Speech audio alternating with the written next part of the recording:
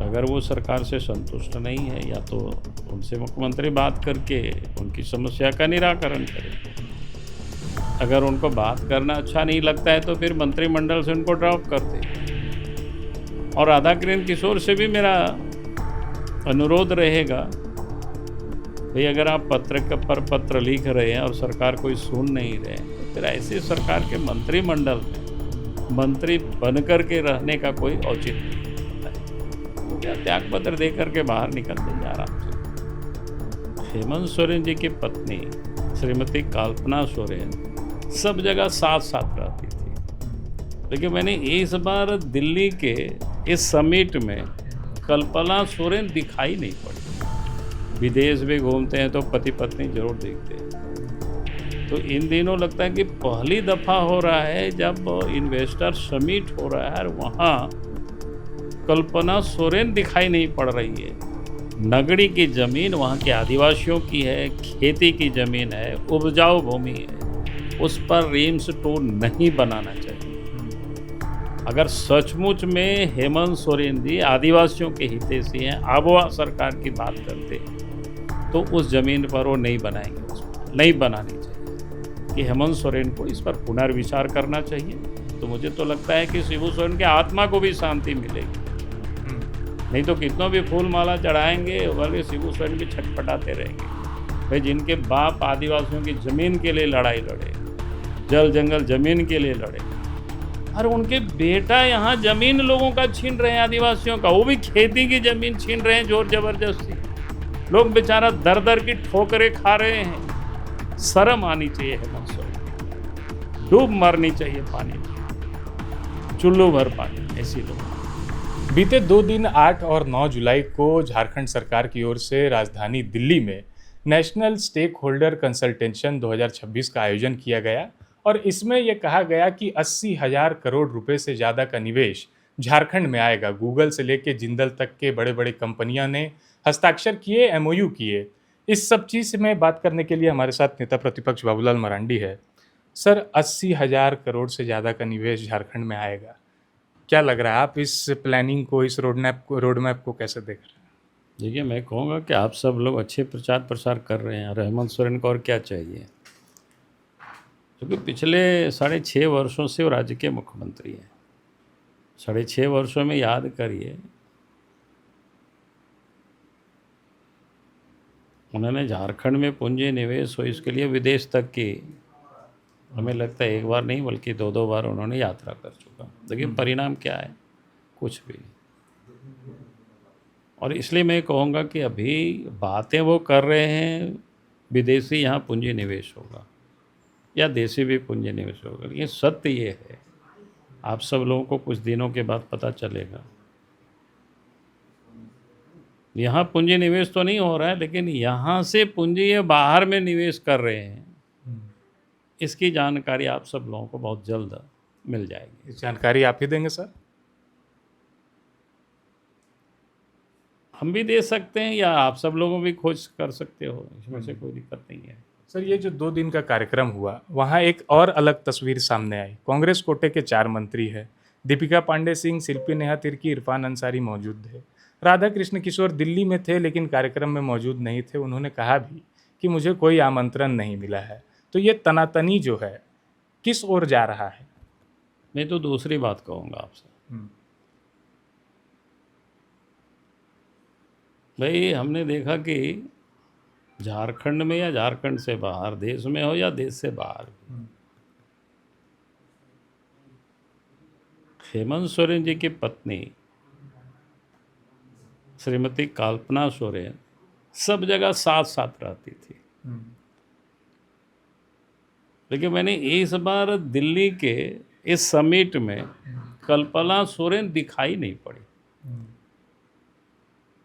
तो मैं ज़रूर कहूँगा कि भाई आप सब लोग राधा कृष्ण किशोर को तो देख रहे हो, लेकिन भाई कल्पना सोरेन जो कि सब जगह रहती है, झारखंड में कोई भी कार्यक्रम होता है, सरकारी कार्यक्रम होता है, तो वहाँ वो मंच पर पति पत्नी जरूर दिखते हैं।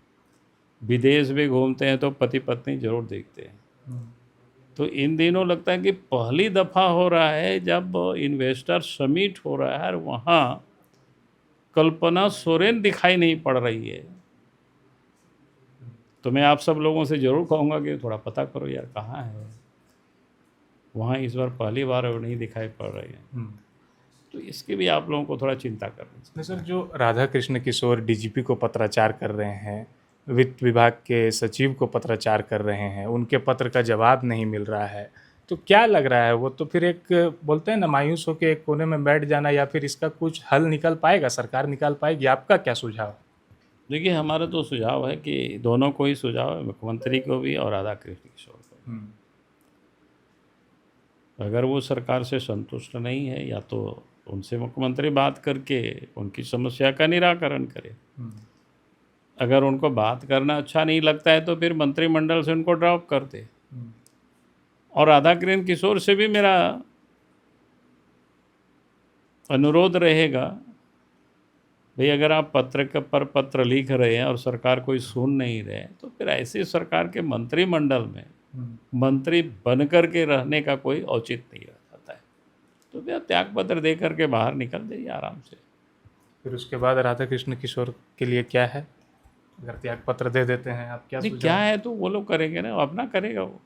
हमने कहा कि जो परिस्थिति है उसमें कहा कि आपका क्या सुझाव, तो उस पर बताए।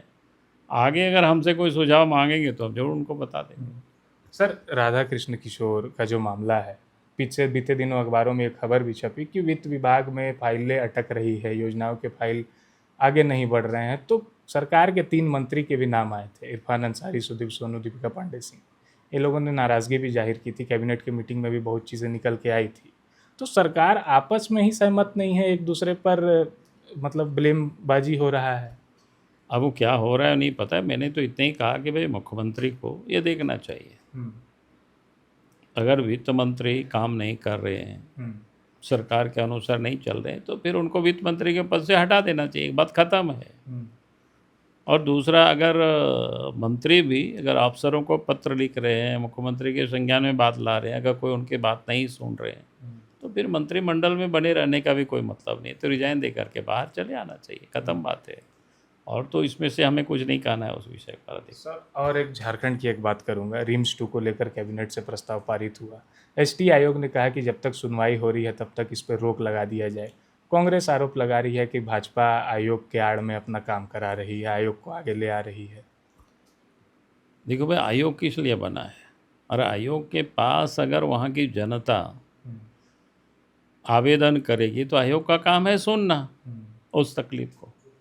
और जहाँ तक नगड़ी का सवाल है, तो मैंने कई एक बार इस बात को कहा है, सदन में भी हमने कहा है, उस ज़मीन पर जाकर भी कहे, और बार बार मैं इस बात को कहता हूँ, नगड़ी की ज़मीन वहाँ के आदिवासियों की है, खेती की ज़मीन है, उपजाऊ भूमि है, उस पर रिम्स 2 नहीं बनाना चाहिए।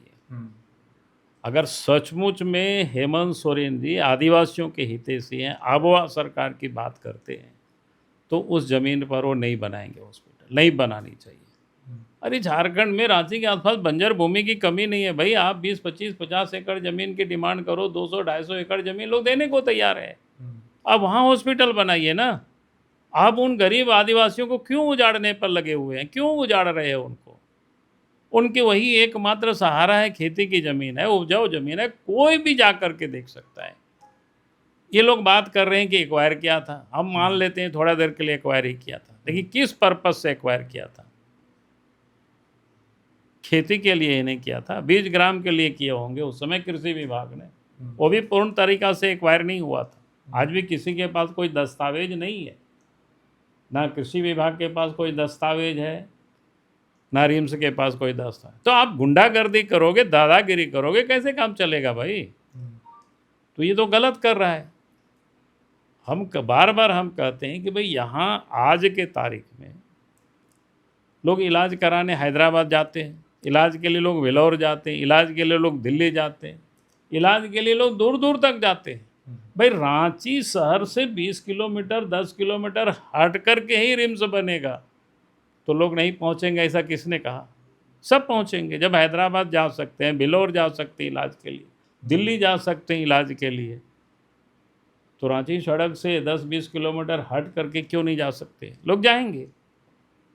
लेकिन आप आदिवासियों को उजाड़ने में लगे हुए हैं, आदिवासियों को इससे बड़ा दुर्भाग्य क्या होगा? ये कांग्रेस की और जेएमएम की यही चरित्र है, खाली राजनीति करते हैं, अब वो राज, अब वो सरकार। लेकिन वास्तव में किसकी है ये? जमीन दलालों की, माफियाओं की, ठेकेदारों की सरकार है, अपराधियों की, गुंडों की सरकार है। तो ये गुंडागर्दी बहुत दिनों तक नहीं चलेगी। जिन लोगों ने भी गुंडागर्दी किया वो आज क्या हालत है आप देख रहे हो बंगाल में, तो यहाँ भी इनकी यही हालत होने वाली है आने वाला समय। इसलिए आज भी मैं कह रहा हूँ कि हेमंत सोरेन को इस पर पुनर्विचार करना चाहिए। तो मुझे तो लगता है कि शिबू सोरेन के आत्मा को भी शांति मिलेगी। नहीं तो कितनों भी फूल माला चढ़ाएंगे बल्कि शिबू सोरेन भी छटपटाते रहेंगे। भाई जिनके बाप आदिवासियों की ज़मीन के लिए लड़ाई लड़े, जल जंगल ज़मीन के लिए लड़े, और उनके बेटा यहाँ ज़मीन लोगों का छीन रहे हैं, आदिवासियों का, वो भी खेती की ज़मीन छीन रहे हैं जोर ज़बरदस्ती। लोग बेचारा दर दर की ठोकरें खा रहे हैं। शर्म आनी चाहिए हेमंत सोरेन को, डूब मरनी चाहिए पानी में, चुल्लू भर पानी में ऐसे लोगों को। तो इस कृषि भूमि में निर्माण नहीं होना चाहिए, नहीं होना चाहिए, इसमें क्या दिक्कत है भाई? कौन सी बड़ी बात है? और झारखंड में ऐसे भी कृषि भूमि में नहीं होना चाहिए। यहाँ आबादी जितनी है उस आबादी के अनुपात में यहाँ खाद्यान्न की उत्पादन नहीं होता है, जो कि कृषि भूमि यहाँ कम है। झारखंड सरकार को तो भूमि से संबंधित नियम बनानी चाहिए और कृषि भूमि को चिन्हित करके बचानी चाहिए कि भाई हम वहीं घर द्वार बनाएंगे जहाँ पर पथरीली ज़मीन है, जहाँ खेती करने में बड़ी कॉस्टली है, वैसी जगह हम बनाएंगे, क्या दिक्कत है? देखिए, ये थे नेता प्रतिपक्ष बाबूलाल मरांडी। इन्होंने सभी चीज़ों पर हमने इनसे बात की, खासकर रिम्स 2 और वित्त मंत्री राधाकृष्ण किशोर वाले मामले पे भी बातचीत की। इन्होंने एक सुझाव दिया है मुख्यमंत्री को भी और वित्त मंत्री राधाकृष्ण किशोर को भी कि या तो आपस में सारी चीज़ें सुलझा ले या फिर कैबिनेट से मुख्यमंत्री उन्हें बाहर भी कर सकते हैं, या फिर खुद वित्त मंत्री राधाकृष्ण किशोर कैबिनेट या फिर मंत्री परिषद से इस्तीफा दे के बाहर हो जाए। हालांकि रिम्स 2 पर जब बातचीत हुई तो इन्होंने कहा कि कृषि भूमि में तो बिल्कुल भी रिम्स 2 का निर्माण नहीं होना चाहिए। आप देख रहे थे प्रभात खबर झारखंड। मेरा नाम अरविंद सिंह, कैमरे के पीछे मेरे साथी कुणाल। शुक्रिया। प्रभातखबर.com, विश्वास वही, रफ्तार नहीं।